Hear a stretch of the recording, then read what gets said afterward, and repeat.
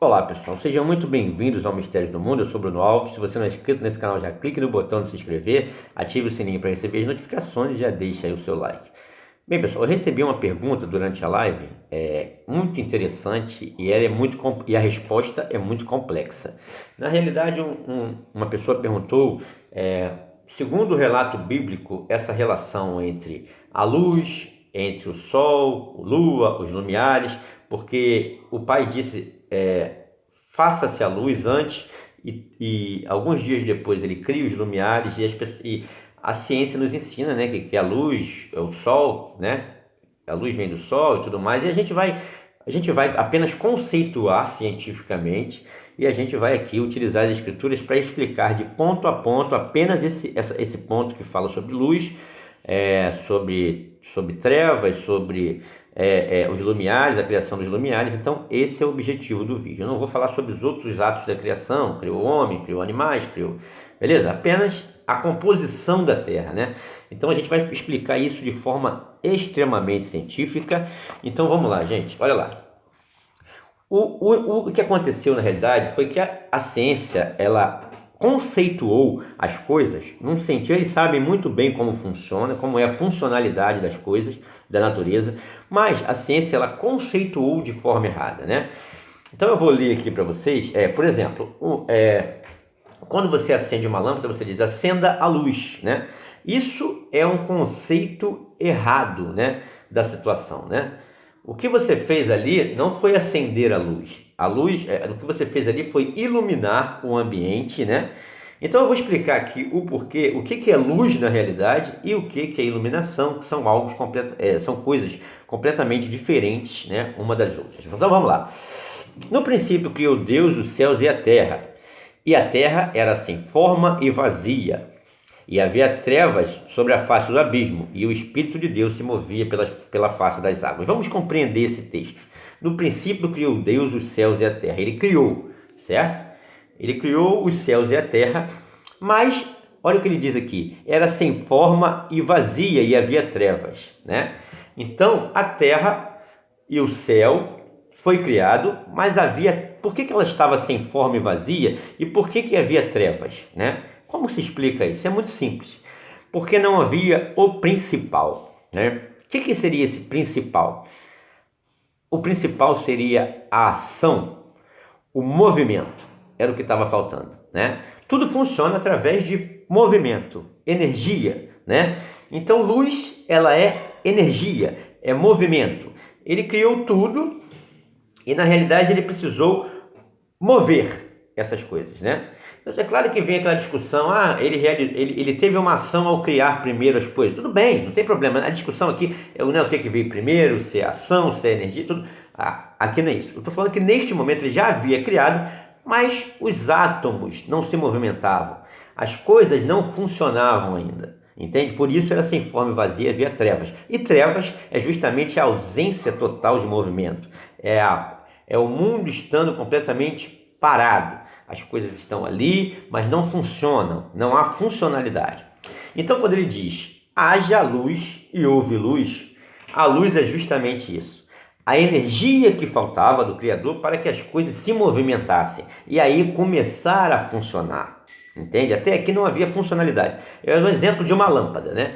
Você, quando tem uma lâmpada na sua casa, ela está ali. É uma lâmpada, né? Ela é composta de alguma coisa, mas ela não tem a sua funcionalidade, ela tem a sua composição, mas a sua finalidade principal ainda não está completa. Ela não está em funcionamento. Para que ela funcione, o que eu preciso fazer? É o que está mostrando no vídeo aí. Ação. Eu preciso movimentar os elétrons livres, né, no condutor para que a lâmpada possa acender. E isso é a diferença de potencial que gerou, que fez com que os elétrons livres... Então imaginemos essa luz como essa diferença de potencial, a ação, a produção da energia em si, para que a coisa tenha funcionalidade. Entende? A lâmpada é a menos uma lâmpada que não tem finalidade, a menos que você realize uma ação.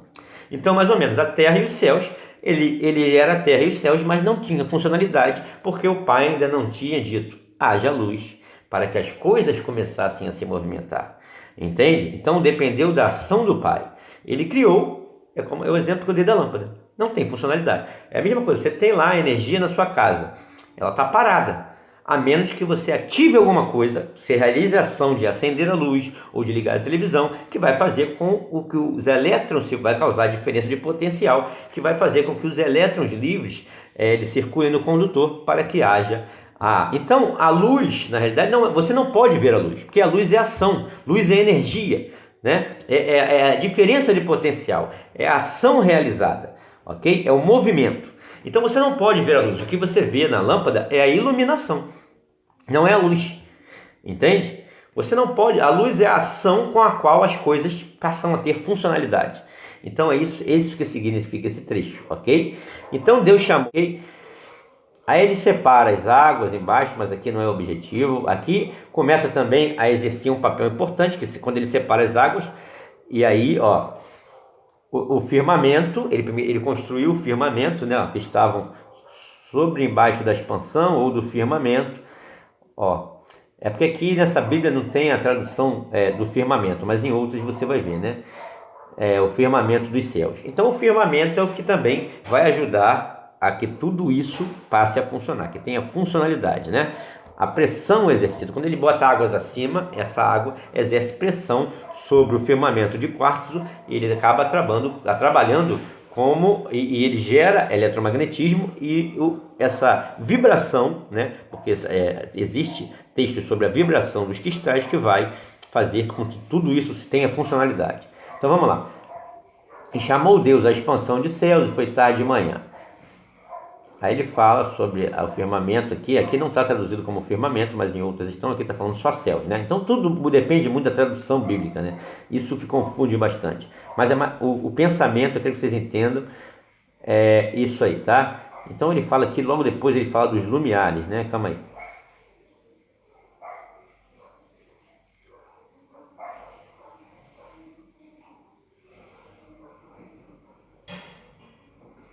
Tá. Aqui no versículo 14, ele vai começar a falar sobre os lumiares. Como eles funcionam, né? Como eles tiveram funcionalidade em toda essa questão. Vamos lá.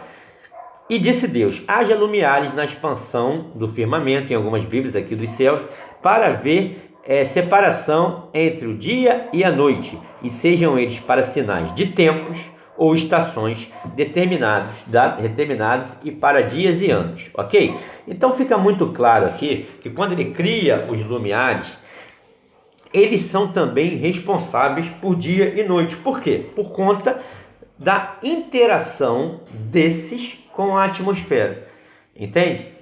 Quando ele cria o céu e a terra e separa e cria os gases e tudo mais, esses lumiares eles serão responsáveis, primeiramente, para haver separação entre dia e noite. Aqui já é outra questão, tá vendo como lá em cima está dia e noite, trevas, separando como trevas e luz, mas na realidade é essa confusão na tradução. Você vê aqui que agora ele vai separar a questão da iluminação, a luz clara, a luz escura, a luz quente e a luz fria produzida por cada lumiar, né? Então na realidade aqui, haja lumiares na expansão dos céus para ver separação, primeiramente, entre dia e noite.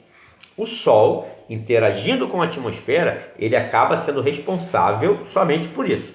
O que produz a iluminação, não é luz, tá? Nesse caso, o que produz a iluminação, a luz é o movimento, ele já está lá. O que produz aí é o movimento que foi capaz de proporcionar tudo isso. O Sol, ao interagir com a atmosfera, ele produz luz, ele produz iluminação clara. Vamos separar. Até eu confundo, né? Porque a gente ficou muito tempo cauterizado com isso. Então o Sol produz a iluminação clara, beleza? E a lua escura. Por isso que ele chama lá, divide luz, até a própria tradução ele atrapalha no momento do entendimento. Então na realidade, vamos lá. O Sol ele em interação com a atmosfera, com os gases atmosféricos, o movimento faz com que ele gere luz, né? Ele gere a iluminação que nos proporciona. Tanto que você subir num balão estratosférico, a partir do momento que essa atmosfera ficar rarefeita, acabou a iluminação. Você vai ver tudo escuro, ok? Você vai começar a ver o céu escuro, tudo escuro, porque a iluminação a interação que o Sol faz com a atmosfera é que proporciona a iluminação, que você passe a enxergar as coisas, entende? Tudo isso é óbvio através das ondas, né? As ondas eletromagnéticas, as ondas de iluminação, as ondas de propagação do calor, da temperatura e tudo mais. Então vamos lá.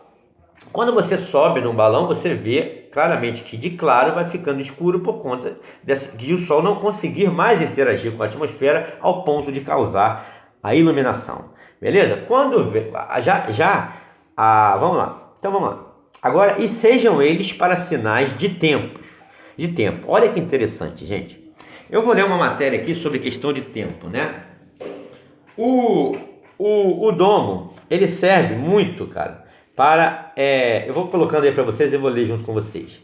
Eu vou falar um pouco sobre um artigo de tempo, que fala sobre o homem medir o tempo. Olha que coisa interessante, eu vou colocar aí para vocês vão ler juntinho comigo, olha lá. Historicamente, o homem mede o tempo que passa. Aqui fala sobre rotação da Terra, mas a gente sabe que esse movimento é a Lua e o Sol. É óbvio, é um artigo científico, mas vamos lá. Hoje, o movimento são constantemente monitorizados, utilizando técnicas cada vez mais avançadas, com relógio de sol. O dia foi dividido em horas e os relógios foram divididos em horas, minutos e segundos, mas não é o suficiente para evitar as derivas do tempo. Os cientistas encontraram mecanismos cada vez mais precisos para medir o tempo. A vibração do cristal de quartzo. Então você percebe, vai falar aqui da vibração do cristal de quartzo. A vibração do cristal de quartzo. Vamos lá, domo de quartzo. Do cristal de quartzo melhorou a precisão do tempo em milissegundos. Você percebe que o domo ele também serve, né, para a contagem do tempo. Olha só. Mas sozinho ele não conseguiria, tá? O domo sozinho não conseguiria contabilizar o tempo apenas pela vibração do cristal de quartzo. Vamos lá, então o que acontece? Mas não foi ainda suficiente precisos para a pesquisa tecnológica, demanda mais precisão. Então nós usamos com frequência natural certos átomos, em particular o isótopo do átomo de césio. Olha que interessante isso, gente. Olha que interessante, eu vou pedir a minha ajuda, meu irmão Christian, sobre essa situação. Vamos lá, depois entre em contato comigo, meu irmão, o químico da Terra plana, e a gente vai pesquisar muito sobre isso aí. Cujas oscilações emitem pulsos de luz. A frequência da oscilação do átomo de césio é incrivelmente alta. Olha que interessante. Aí fala aqui, que é o que os cientistas procuram. Porque uma alta frequência permite a medição de tempo com alta precisão. Este é o átomo de césio, que atualmente garante a precisão do tempo em nosso planeta. Se somos bombardeados com energia, vamos lá, olha que coisa interessante. Usando um laser, ele vibra emitindo pulsos de luz em uma frequência de 9,192.631.770 Hz, com a frequência de impulso de luz, aí fala aqui, por segundo. A precisão é tal que o relógio perde ou ganha 1 segundo a cada 100 milhões de anos. Então ele fala sobre a precisão de medição de tempo, né, pela onda eletromagnética, né, pelo movimento. Gente, luz é movimento. Como eu mostrei aqui o exemplo da lâmpada. Precisa de ação. Luz é ação, é um movimento. E as outras coisas serão os efeitos desse movimento. Então ele mede essa onda eletromagnética, essa ação com muita precisão, com baixíssima oscilação, os átomos de césio. Agora uma coisa que eu vou ler para vocês aqui, que eu achei interessantíssima, cara. O césio em latim, Ceasium, é o elemento químico de símbolo CS. O número atômico 55, com massa atômica, aí fala aqui, trata-se de um metal alcalino, olha aqui, que coisa incrível, maciço, de cor prateada ou dourada. O único problema é que o césio é altamente radioativo, né? Ele é altamente radioativo. Mas eu achei engraçado que aqui na escritura diz que, olha o que eu achei engraçado, Christian, me ajuda nessa. Deus fez os grandes lumiares, o lumiar maior para governar o dia, o lumiar menor para governar a noite, e fez as estrelas. No 14 ele diz assim, e os lumiares servem para quê? Para sinais e para tempos. O mais interessante é que o césio, tá? O metal alcalino altamente radioativo, olha que coisa interessante, gente, que é responsável por medir o tempo com maior precisão que nós temos na fase aqui em nosso planeta, ele tem a cor dourada e prateada. Quais são as cores do Sol e da Lua, gente? Christian, me ajuda nessa. Dourado e prateado. O Sol, ele não é. E se a Lua e o Sol fossem um grande átomo de césio para a contagem do tempo, assim como dizem as Escrituras? Com precisão. Eu vou dar um exemplo para vocês. A NASA nos apresenta um Sol como uma bola de fogo, né? Na realidade, eles dizem que o Sol é um conversor que converte hidrogênio em hélio. E é aquela bola de fogo, inclusive as filmagens dela mostram lá as erupções solares, aquela bola de fogo, é o que eles nos mostram, né? Inclusive nas supostas transmissões, a gente sabe que isso aí é CGI, isso aí não é só coisa nenhuma. Agora, tanto que quando você vai tirar o filtro, quando você tira o filtro, né, através de um telescópio, é assim que você vê o Sol. Não é igual a bola de fogo da NASA, né? Então, na realidade, o Sol sendo dourado, a Lua prateada, segundo as Escrituras, ele serve para a contagem dos tempos, dias e anos, com precisão, segundo a Bíblia.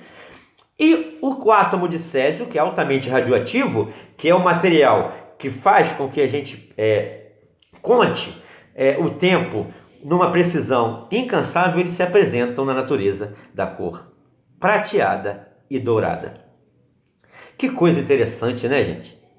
Se a Lua e o Sol fossem grandes, fossem compostos de césio, e como a Escritura diz que elas servem para contar o tempo, né? Então vamos lá, olha o que diz aqui sobre isso, né? Então ele fala sobre a propriedade, sobre essa propriedade, né? É que ele reage à água a temperaturas assim, muito. Tá falando aqui algumas informações. Então o que acontece, gente? Ele tem aqui na Terra, na extração de polucita, né? E seus radiotópicos, em especial o césio, é um produto de fissão e obtido resíduos produzidos em reatores nucleares. Agora olha o que acontece. Eles dizem que o Sol, bola de fogo, ele converte hidrogênio em hélio. Só tem um problema nisso. O hélio não é inflamável, né?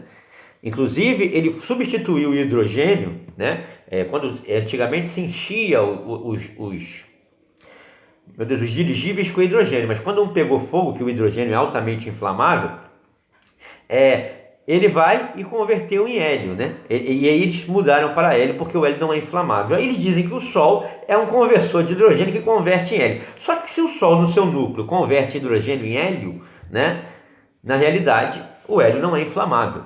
Né? Então essa história da composição fica muito estranha. Agora, quando você vai ver que o Sol e Lua servem para a contagem do tempo e você precisa de materiais, e o único material que faz com que o tempo seja contado de forma efetiva é o césio, nas suas cores prateada e dourada, e quando você vê as cores da Lua e do Sol prateado e dourado, né? E essa interação deles com a atmosfera, além disso, ainda produz, né, a luz, a iluminação e a luz escura. Beleza? Isso aí já é outra questão de propagação das ondas, né? Mas o interessante disso tudo, gente, é que eu vou pedir ajuda ao Christian sobre isso. Eu acabei de ler a Escritura, mas eu quero que vocês entendam o seguinte.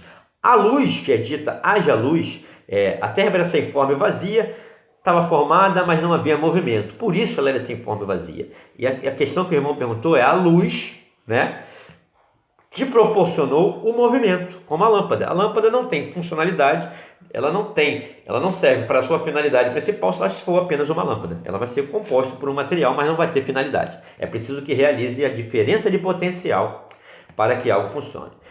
Então, sendo a Lua e o Sol, né, compostos dessa situação, o movimento deles, né, através a luz, que é esse movimento, a energia, o movimento deles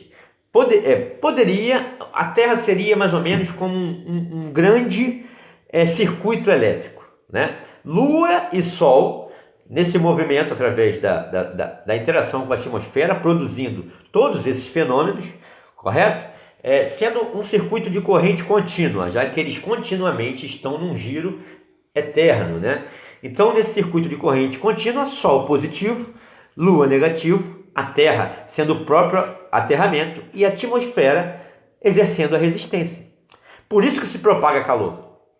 Porque para se propagar calor, você depende de uma resistência. Um ferro elétrico, um chuveiro elétrico, ele é composto pelo quê? Para que ele gere temperaturas mais altas. Hein? O que ele precisa? De uma resistência. Então a atmosfera é que exerce essa resistência. A partir do momento que você sai da atmosfera, as temperaturas começam a ficar baixas, né? É igual eles dizem, na ISS lá faz 2.000 graus Celsius. Mentira. Como que você vai propagar calor se não há matéria? O calor, o calor depende de matéria para se propagar. Se lá é vácuo, como eles dizem, não se poderia propagar calor, correto? Então, na realidade, a ciência deles é muito estranha, né? É tudo baseado para estar atrelado a mitologias, mas não a realidade dos fatos e da observação. Então, na realidade, gente, não vai botar aqui, tá, por favor, fervendo água na câmara de vácuo para dizer que propaga calor. Isso aí não. Isso aí tem a ver com a pressão. É outra coisa completamente diferente da outra, né? A água fervilha, ela entra no seu momento de ebulição no vácuo por conta da pressão exercida, né? Geralmente numa câmara de semivácuo. Quanto menor a pressão, mais essas moléculas vão estar em movimento porque não há pressão, ok? Então não tem nada a ver com aquecimento, né? Quando a água borbulha no vácuo, tá? Não bota essa idiotice aí não, porque o globalóide tem maneira de fazer isso. Então o que acontece? Então, como não tem... E a partir do momento que você coloca água, né, na câmara de vácuo, você tá ali, já não é mais vácuo, você colocou uma matéria ali. Então, na verdade, é preciso que se propague calor, né? É preciso que haja matéria para se propagar. Então, o Sol e Lua, na interação com a atmosfera, ela produz, né? Ela produz esse aumento de temperatura através do movimento da geração de energia. Então, sendo Lua e Sol comparados a um circuito de corrente contínua e o movimento das coisas, né? A energia sendo esse circuito, a atmosfera sendo a resistência à Terra, o aterramento, e também a propagação dessas ondas eletromagnéticas, que é o movimento, que é justamente o que faz isso se propagar, sendo um circuito de corrente alternada, que é justamente o que nós temos, que foi o visionário Tesla que reproduziu isso. Nós temos, tudo que nós temos hoje, justamente nós temos que agradecer ao grande gênio Nikola Tesla, né? Porque ele percebeu esse movimento das ondas. Quando você liga a luz, o que acontece, gente? Os átomos, o movimento, olha só, você realizou a ação de acender o interruptor, que gerou o movimento, a diferença de potencial, que é o movimento dos elétrons livres no condutor, que vai fazer com que a sua luz acenda. Até que você faça isso, realize a ação, a diferença de potencial, a lâmpada, será apenas uma lâmpada e não terá finalidade. Assim era a Terra, né? Assim era a Terra, ela era sem forma e vazia, porque ela estava ali, assim como a lâmpada apagada, mas não tinha funcionalidade. Por isso ela era sem forma e vazia.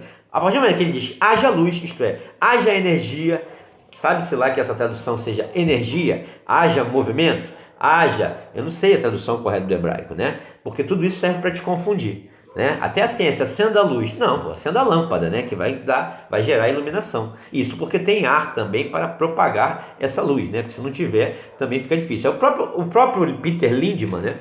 Que é o PhD em física, ele nos ensina sobre essa questão, né? Que só há luz, só há iluminação, no caso até ele fala de luz, é porque a ciência confundiu isso na hora de conceituar. Só há iluminação se tiver algo para reagir, né? Alguma matéria para propagar a iluminação, para propagar o calor e tudo mais. Vamos ver o que diz o PhD em física Peter Lindman.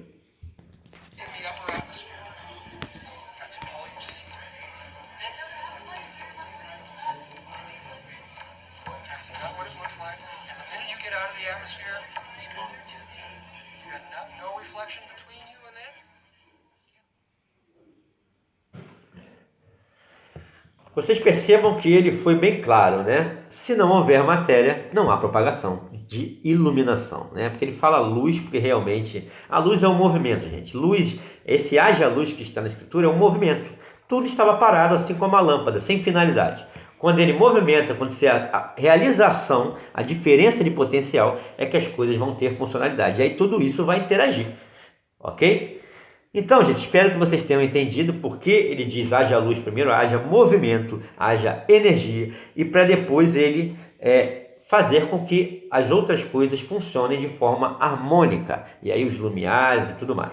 Então espero que vocês tenham compreendido, espero que eu tenha sido claro. É um assunto muito complexo, que às vezes a ciência moderna ela nos colocou numa contraparede de uma tal forma, que até na hora de conceituar, para te explicar aqui, muitas vezes eu confundia a luz, né, com iluminação, confundia a energia. Então, porque a minha mente também foi cauterizada por eles. Mas eu espero que eu tenha sido claro aqui. Então é isso, gente. Estaremos sempre juntos em busca da verdade, mistérios do mundo, conteúdo original. É nessa hora que o Globaloid chora e mamãe não vê. Um abraço, pessoal. Você vai comparar a visualização, né, quando você é filtrada do Sol em relação às estrelas, é uma coisa completamente diferente da outra. O Sol visto por telescópio, uma estrela, você percebe claramente que não são formados pela mesma composição, ok? Então, na realidade, é uma coisa completamente diferente. Hoje, graças ao Criador, nós temos aparatos tecnológicos que estão nas mãos aí de pessoas simples e que pode ser feito esse filtro, né, de informações. Eles nos ensinaram que o Sol é uma estrela, mas quando você vai observar, segundo a observação dos fatos, a observação da natureza, você vê que o Sol, em relação a uma estrela, tem composição completamente diferente, né? Então, na realidade, dois corpos sólidos compostos de césio, eles estariam em confinamento magnético e seria completamente possível, né, através desse movimento da energia gerada. Primeiro, foi preciso estabelecer a energia, a luz que citada lá em Gênesis, né? Então, esse movimento que causa todos os fenômenos. Mas quando você vai ver o Sol e a Lua, né, o átomo de césio, entende? E quando você vê o Sol comparado às estrelas, você vê que Sol e Lua, eles têm praticamente essa mesma questão de medição de tempo, eles são parecidos, apenas um é dourado, outro é prateado. O Sol apresenta manchas, né? De repente, por conta da sua composição, a Lua apresenta manchas por conta da sua composição, e tudo depende dessa interação.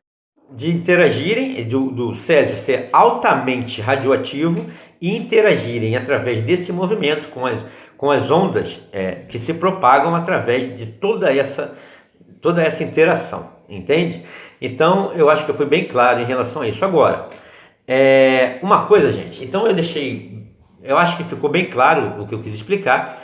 Uma coisa que eu gostaria de dizer é que pedi encarecidamente que eu estou fazendo, abri agora, estabeleci uma vaquinha para dar um upgrade no canal, né? E eu conto com a colaboração de vocês. Ninguém é obrigado a dar nada, é o primeiro ponto, né? Aqui as pessoas que se quiserem, se puderem e se quiserem me ajudar a dar um upgrade no canal. Como eu sempre disse, eu sempre construí esse canal junto com vocês, eu nunca fiz nada sozinho, eu sempre digo isso. Cada um que me passa uma informação, eu tenho honestidade bastante para dizer quem foi e como foi, né? Eu não sou dono da verdade, pelo contrário, nós construímos essa família Mistérios do Mundo juntos, né?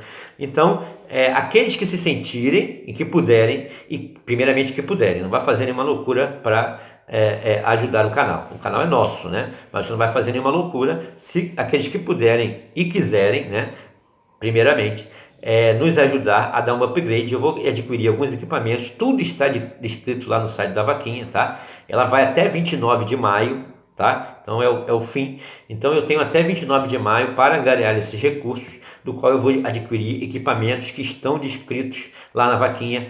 Os equipamentos estão todos descritos lá, eu estou explicando tudo direitinho, e tudo como eu sempre fiz aqui, toda vaquinha que eu estive envolvida, após a vaquinha eu apresentei aqui as notas, né? Sempre fiz isso, e o que foi feito, o que foi comprado, o que eu inteirei. Se eu não conseguir chegar a esse valor, eu vou tentar inteirar no meu bolso, porque isso inclusive é para aumentar a qualidade, né, e melhorar o trabalho que eu faço com todo esse carinho para todos nós. É um trabalho que a gente faz juntos, né? Então, melhorando Mistérios do Mundo, melhorando a família Mistérios do Mundo, melhorando esse canal que é nosso, né? Então, na realidade, todos os recursos que eu angario com Mistérios do Mundo servem para os próprios Mistérios do Mundo, para pagar, às vezes me ajuda a pagar a internet, a pagar, a fazer coisas para o próprio canal, né? Então, na realidade, é para isso, né? Para o próprio canal, não é nada para mim. Tudo que será comprado será revestido única e exclusivamente para o canal. E tudo estará descrito lá na vaquinha. Eu preciso angariar esses recursos até o dia 29 de maio. Não chegando ao valor, eu vou ter que dar meu jeito de inteirar e apenas vai atrasar um pouco, né? Mas eu conto com a ajuda de todos, então ninguém é obrigado a dar se puder e se quiser. Beleza, pessoal? Então a vaquinha vai estar aí na descrição e nos comentários fixados no topo. Vocês leiam lá com atenção. Sejam testemunhas dos vídeos passados das 2 vaquinhas que eu fiz, que eu apresentei as notas do que foi gasto, do que foi feito, né? Como eu sempre fiz de forma honesta aqui. Então a vaquinha tá aí, gente. Vai estar na descrição, nos comentários, aquele que quiser ir lá ler e aqueles que puderem e quiserem ajudar o nosso canal, essa grande família, se cada um fazendo a sua parte. Se o Criador é por nós, quem será contra nós, né? Então é isso, gente. Então um abraço e até a próxima.